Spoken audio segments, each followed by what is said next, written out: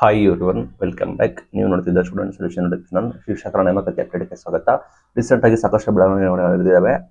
Official ಮಾಹಿತಿ, CM ಅವರ ಹೇಳಿಕೆ, ಎಲ್ಲ ಮಾಹಿತಿಗಳನ್ನ ತಿಳಿಸ್ಕೊಡ್ತೀವಿ. ದಯವಿಟ್ಟು ಚಾನಲ್ಗೆ ಸಬ್ಸ್ಕ್ರೈಬ್ಗೆ ಹೊಸ ಬದಲಾವಣೆ ನಿಮಗೆ ಗೊತ್ತಿರೋ ಹಾಗೆ PSTR GPSTR ಆಧಾರದಲ್ಲಿ ಎಲ್ಲ ಲೈಕ್ PST ರಿಜಿಸ್ಟರ್ ಎಲ್ಲ ಕೂಡ ಇದೆ. GPST PST ರಿಜಿಸ್ಟರ್ ಮೂರು ಕೂಡ ನಿಮಗೆ ಸೇಮ್ ಒಂದೇ ಮಾದರಿಯಲ್ಲಿ, ಅಂದ್ರೆ ಸೇಮ್ ಲೈಕ್ ಓನ್ಲಿ MCQ ಇರೋದಿಲ್ಲ, MCQ ಪ್ಲಸ್ ಡಿಸ್ಕ್ರಿಪ್ಟಿವ್ ಹೇಗೆ ಇದೆ ಅದೇ ರೀತಿ ಮೂರು ಕೂಡ ಇರಬೇಕು ಅಂತ ಹೇಳಿ ಹೊಸ ಅಪ್ಡೇಟ್ ಕೂಡ ಬರ್ತಾ ಇದೆ. ಹೌದು, ಇಲಾಖೆಯವರು ನಿರ್ಧಾರ ಮಾಡಿದ್ದಾರೆ ಅಂತ ಇನ್ನು ಕೂಡ ಅಫಿಷಿಯಲ್ ಆಗಿ ಅನೌನ್ಸ್ಮೆಂಟ್ ಕೂಡ ಆಗಿಲ್ಲ.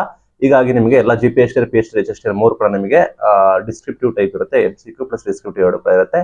ಈ ಹಿಂದೆ ನಿಮಗೆ HSTR ಮತ್ತೆ PSTR ಓನ್ಲಿ ನಿಮಗೆ MCQ ಇತ್ತು, ಹಾಗಾಗಿ ವಿದ್ಯಾರ್ಥಿಗಳು ಈಸಿಯಾಗಿ ಬರ್ತಾ ಇದ್ರು.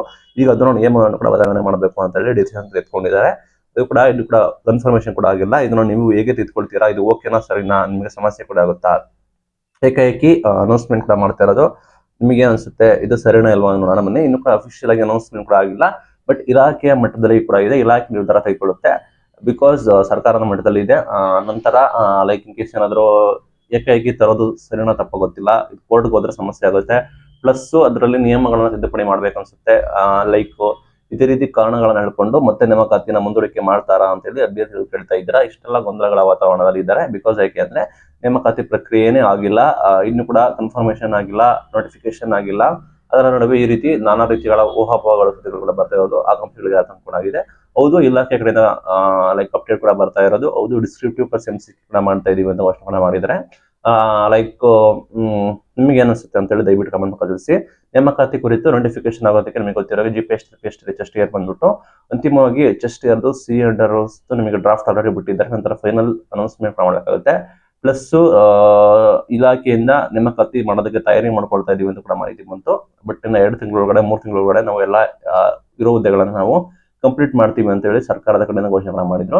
ಇಷ್ಟೆಲ್ಲ ಮಾಹಿತಿ ಇದೆ ಕೂಡ, ನೇಮಕಾತಿ ನೋಟಿಫಿಕೇಶನ್ ಕೂಡ ಆಗಿಲ್ಲ. ಇದರ ನಡುವೆ ಮಾನ್ಯ ಮುಖ್ಯಮಂತ್ರಿಗಳಾದ CM DK ಶಿವಕುಮಾರ್ ಅವರು ಒಂದು ಹೇಳಿಕೆಯನ್ನು ಕೊಡ್ತಾರೆ ಕಲಬುರಗಿಯಲ್ಲಿ. ಏನಂದ್ರೆ ಇನ್ನ 2 ರಿಂದ 3 ತಿಂಗಳಲ್ಲಿ ನಾವು ಬರೋಬ್ಬರಿ 57,000 ಏನು ಹುದ್ದೆಗಳು ಇದಾವೆ, ಏನ್ ನಾವು ನೇಮಕಾತಿ ಕರಿಬೇಕು ಅನ್ಕೊಂಡಿದೀವಿ, ಆ ಹುದ್ದೆಗಳನ್ನ ನಾವು ಸಂಪೂರ್ಣವಾಗಿ ನೇಮಕಾತಿಯನ್ನ ಕಂಪ್ಲೀಟ್ ಕೂಡ ಮಾಡ್ತೀವಿ ಅಂತ ಹೇಳಿ CM ಅವರು ಘೋಷಣೆ ಮಾಡಿದ್ದಾರೆ. ಈಗ ಮುಂಚೆ ಇದ್ದಿದ್ದು ಸಿದ್ದರಾಮಯ್ಯ ಅವರು 15,000 ಶಿಕ್ಷಕರ ನೇಮಕಾತಿ ಮಾಡ್ತೀವಿ, ಎಲ್ಲಾ ನೇಮಕಾತಿ ಮುಗಿಸ್ತೀವಿ ಅಂತ ಹೇಳ್ತಾ ಇದ್ರು. ಇವರು ಕೂಡ CM ಅವರು ಘೋಷಣೆ ಮಾಡಿದ್ದಾರೆ. ಇದು ಕೇವಲ ಸ್ಟ್ಯಾಂಡರ್ಡ್ ಸ್ಟೇಟ್ಮೆಂಟ್, ಇದು ಅನುಷ್ಠಾನಕ್ಕೆ ಬರುತ್ತೆ ನೋಡೋಣ ಬನ್ನಿ. ನೇಮಕಾತಿ ಪ್ರಕ್ರಿಯೆ ಆಲ್ರೆಡಿ ಎಲ್ಲ ಒಂದು ಲೆಕ್ಕದಲ್ಲಿ ಹಂತದಲ್ಲಿ ಕೂಡ ಇದೆ. ಬಟ್ ಶಿಕ್ಷಕರ ನೇಮಕಾತಿನೇ ಲೈಕ್ ಕರೆದಿಲ್ಲ. ಬಟ್ ಬೇರೆ ಪೊಲೀಸ್ ನೇಮಕಾತಿ, ಬೇರೆ ಬೇರೆ ನೇಮಕಾತಿಗಳು ಆಲ್ರೆಡಿ ನಡೆದಿದ್ದಾವೆ. CM ಅವರು ಬರೋಬ್ಬರಿ 2 ರಿಂದ 3 ತಿಂಗಳಲ್ಲಿ 57,000 ನೇಮಕಾತಿನ ನಾವು ಕಂಪ್ಲೀಟ್ ಕೂಡ ಮಾಡ್ತೀವಿ ಅಂತ ಘೋಷಣೆ ಕೂಡ ಮಾಡಿದ್ದಾರೆ. ನಿಮಗೆ ಏನಿಸ್ತದೆ ಕಮೆಂಟ್ ತಿಳಿಸಿ. Thank you.